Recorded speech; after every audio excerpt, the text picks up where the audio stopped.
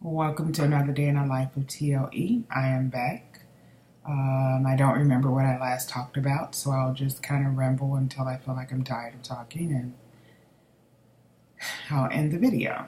Um, I'll just start with last week. Last week I went to see the oncologist, and according to him, things are looking pretty good.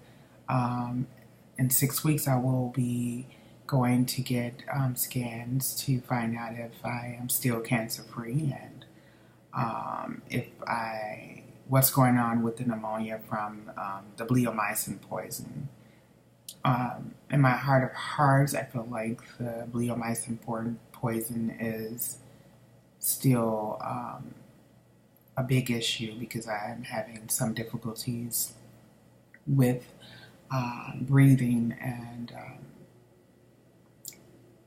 I think more so exhaling. Before it was inhaling, and I'm noticing more of an issue exhaling. At times, my lungs seems like they tighten up really tight, and there's a lot of pressure, and it's really hard to release the air without that pressure and sometimes pain. And I've also been noticing some sensitivity when I'm touching like my chest and areas on the left side of my body. So I'm assuming that that's related to the, the bleomycin poison. Also, I stopped taking the steroids a couple of months ago, which is why my face is probably a little smaller than the last time that I posted a video. And I probably lost a little weight too since then, and that's a good thing because as I've stated in several videos, I had gained over 100 pounds while in treatment. So I'm glad to be off the steroids. I'm concerned about possibly having to go back on them because of whatever's going on with my lungs. But for the most, I'm feeling pretty stable with my lungs because I'm not having those bouts of shortness of breath that I was having when I was taking the really high dosages of steroids. So that's a good thing, and that's a good report as far as me not having to take them anymore and losing some weight and feeling a little better too about that. I'm also feeling pretty good about, hoping that all is well and I can move forward and go back to work and get back into life and enjoy the second chance that I have to live life and live it with a different meaning this time and from a very intentional place this time.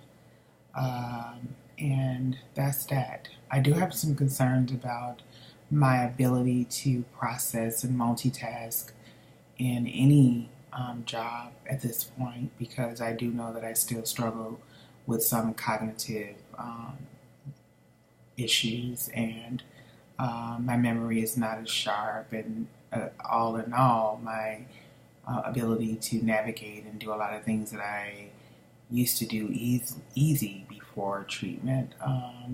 Those things, sometimes it takes me a while to figure things out, remember things, and put things together. So I am concerned about that. And I don't think people really talk about these things. When I say people, I'm thinking the doctors, and I don't do any support groups or anything. So perhaps these topics come up in those surroundings, and I am anticipating doing more support groups or more intentional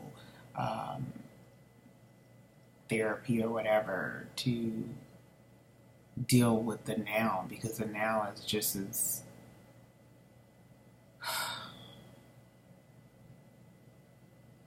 I don't want to say stressful, but it's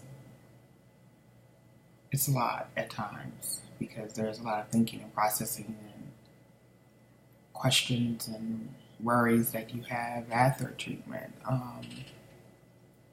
So I plan on doing more of that.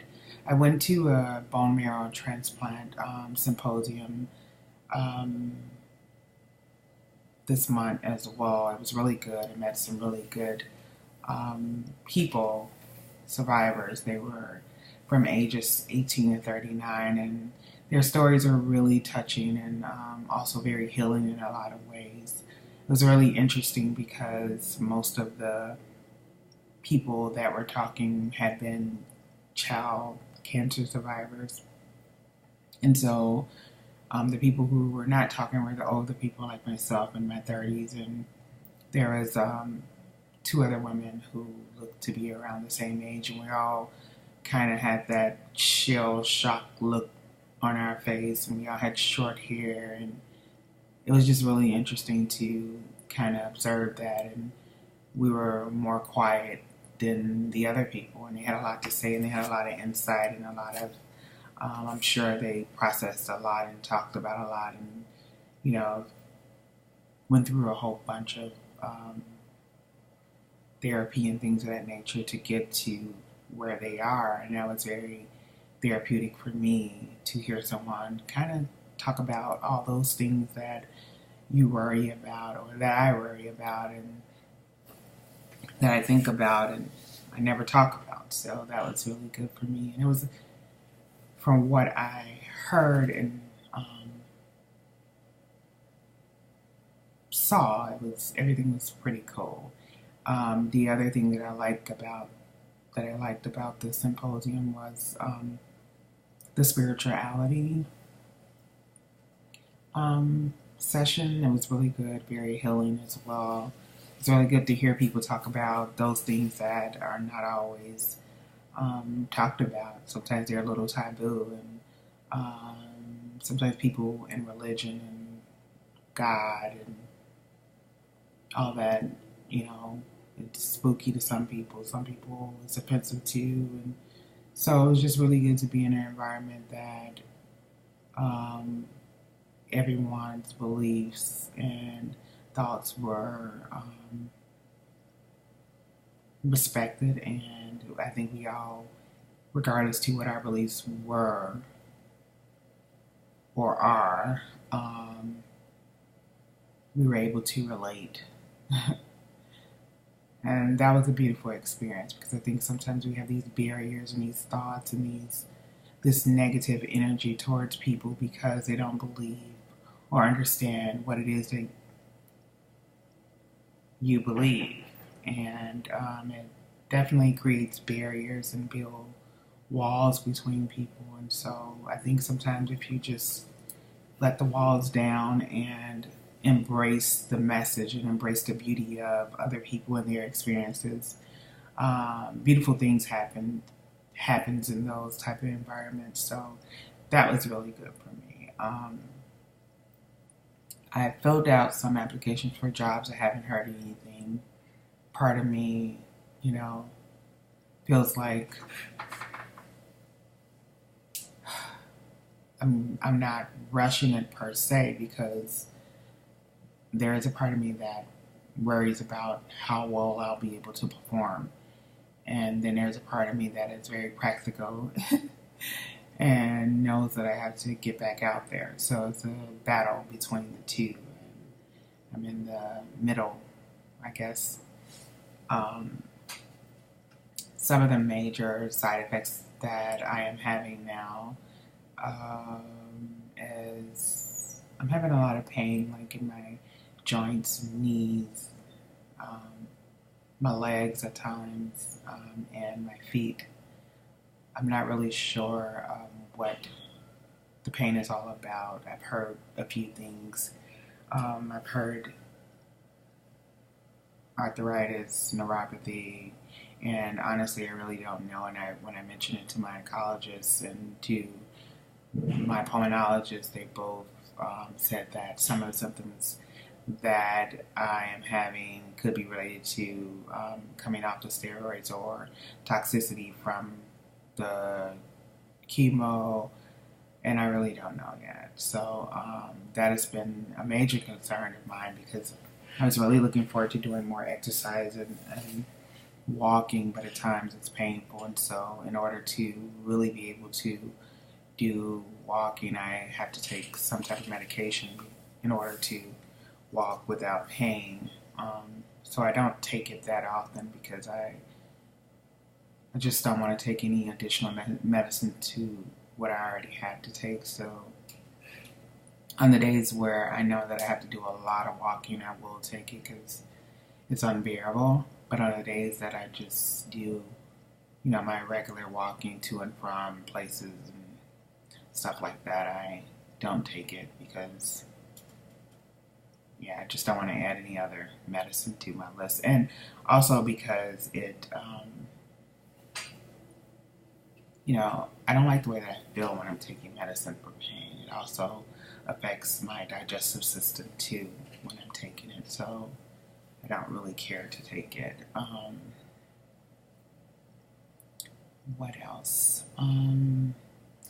There's a lot has happened that has nothing to do with my illness per se, but it has to do with just this time in my life where I'm picking up the pieces and trying to figure out where to go from here. Some of the things that has been kind of hovering over my head for the last 15 years, I'm having to come to grips with those things, and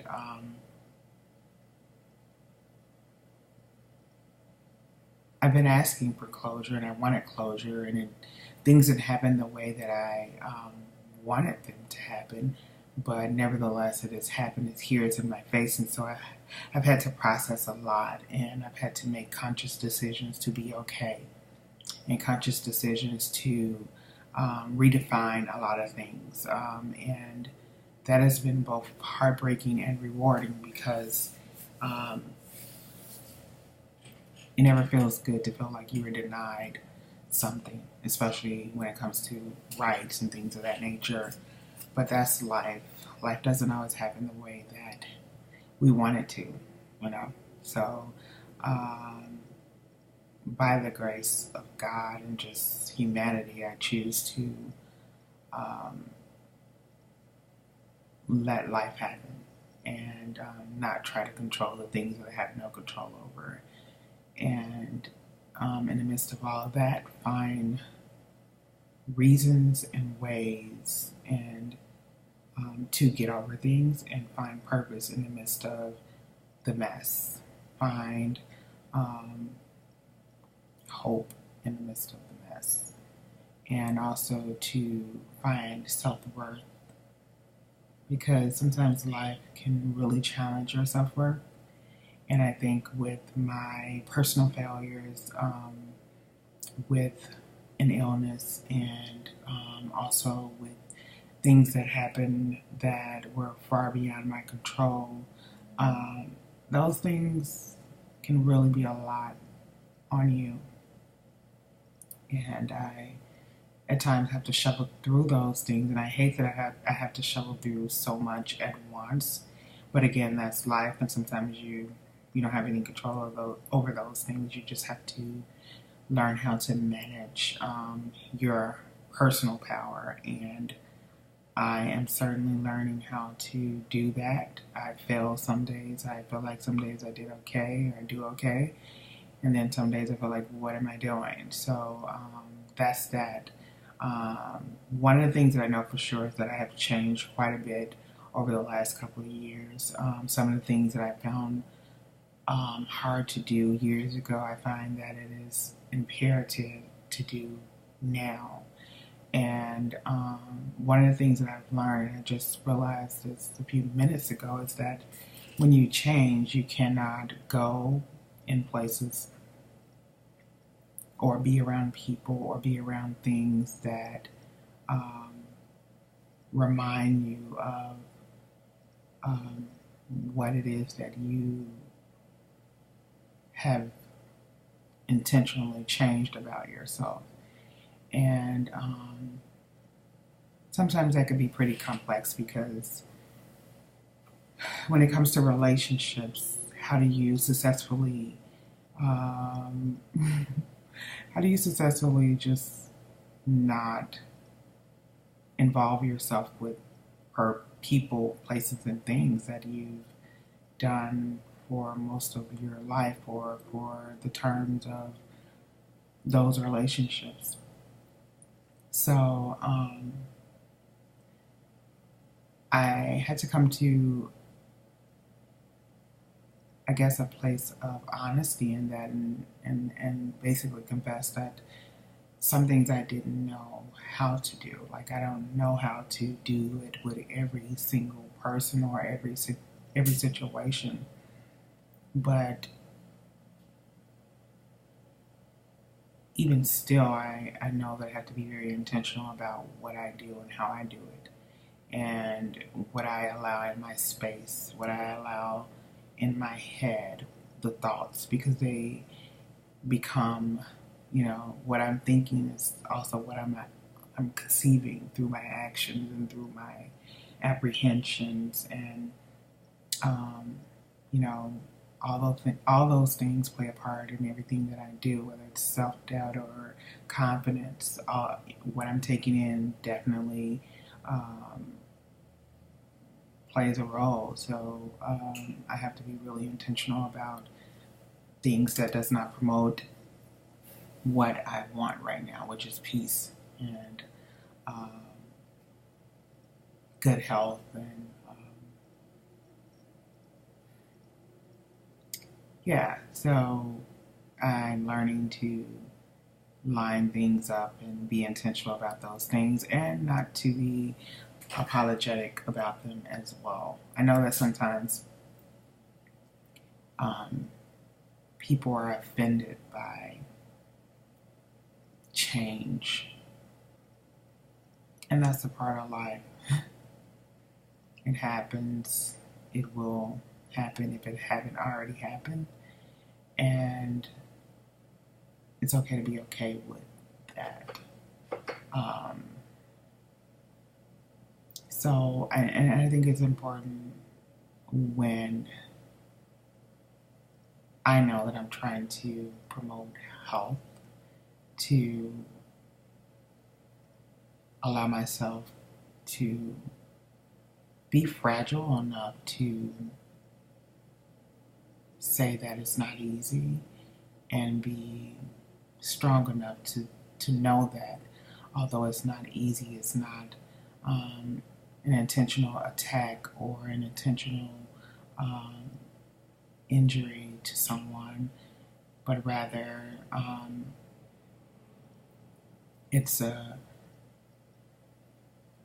essential to my well-being. It's an essential um, action that I need to do in order to be okay. And I have to be okay with that. So I feel like I'm kind of rambling and just saying stuff, but my purpose for doing this video was because um, I haven't done one in a long time, and I wanted to just kind of have something to look back on, and or perhaps listen to one day about what has happened, or some of my struggles that I've had over the last 2 years. This month is also a month, the anniversary of one of my reoccurrences. So there's a lot of thoughts and processing with all of that. Although I, certainly can't control the future and don't know what it holds, there is that part of me that knows that anything could happen, but there's also peace within me that says, be still. And so, with that being said, I am being still, and I am really hopeful and praying that cycles of goodness will just overwhelm me and meet me where I'm at. And I'm looking forward to bouncing back, thriving again, and finding work that is meaningful and redefining what it means to be successful, and also impacting other people's lives. Until next time, have a good one.